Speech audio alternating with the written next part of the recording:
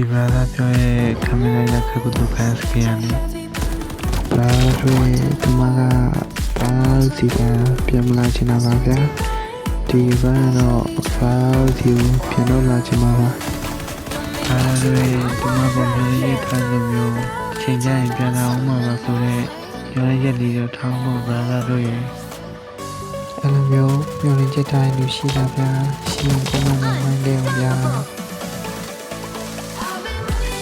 အဲ့လိုမျိုးဤပါးတွေပြန်လာလို့ခံဒီလိုရရင်ကြောဒီမှာယုံကြည်စိတ်ချစွာနဲ့ဝယ်ယူရရှိနိုင်ပြီနော်